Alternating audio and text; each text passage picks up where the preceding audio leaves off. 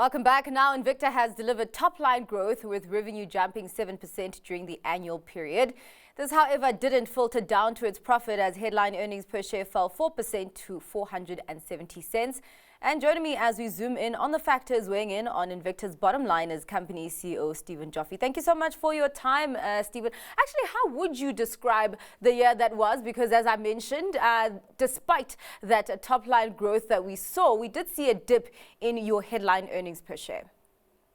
Oh, it's a great question, and good evening to you. I'd love to start there as well. So the major factor in our headline earnings going backwards was last year, because of a profit in one of our group companies, we recognized a deferred tax asset amounting to 40 million rand.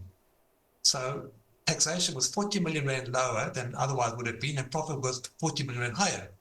So actually this year, we made back that 40 million rand. So we actually did pretty well, and that's why we disclosed sustainable headline earnings, which was up actually 5% year on year. Well, talk to us actually about that growth. What were the highlights there?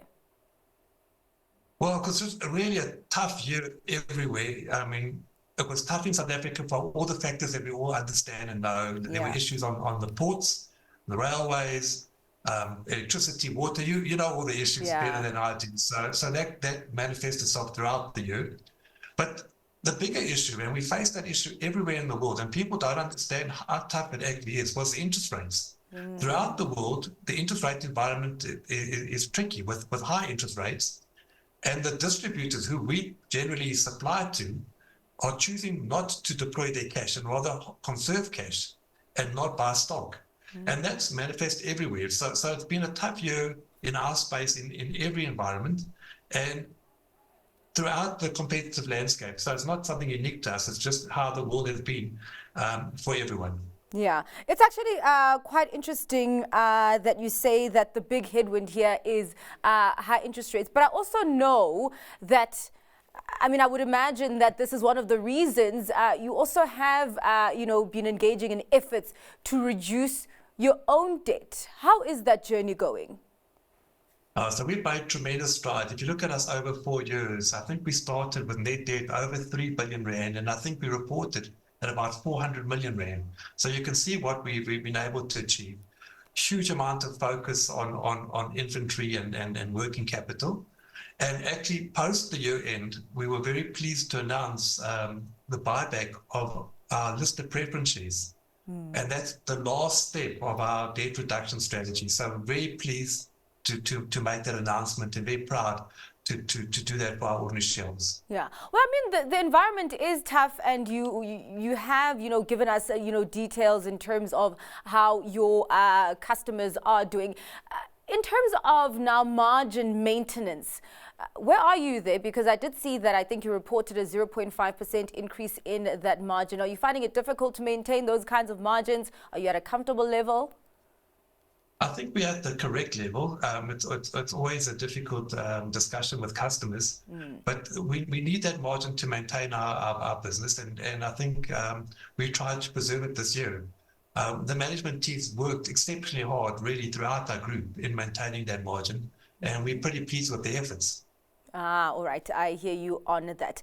Just looking also at your cost base, because I understand that that is also a very important factor to uphold.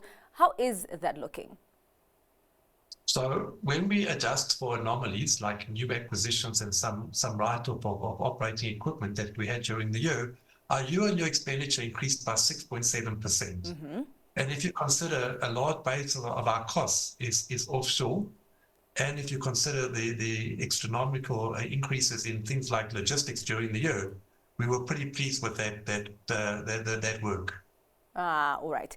And then also, I mean, as you're talking about acquisitions, and I do understand that that also contributed to your higher cost base here, a number of acquisitions that you made in the last year, a year and a half or so.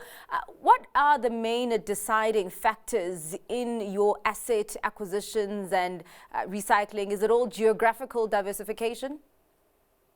Not all. I mean, we would certainly make investments in South Africa if we found the right acquisitions at the right price. But we've been very focused on building a sectoral and geographically diverse group. And we've made tremendous strides. We now derive over 50% outside South Africa of our net profit. And we're just building the various segments. Now, something which comes up in our industry, which is a little bit of an anomaly, is typically the businesses we buy, it's from someone who's about to retire. And there's a choice. They're either going to give it to their children or they're going to sell it. And if you miss that opportunity, you're not going to see that business for 20 years. So you know, these are businesses we're quite familiar with. We normally trade with the person. We've watched it for a long time, and then we have to grab it at that point. So do you say also that strategy kind of protects you from getting to a point of overpaying for assets?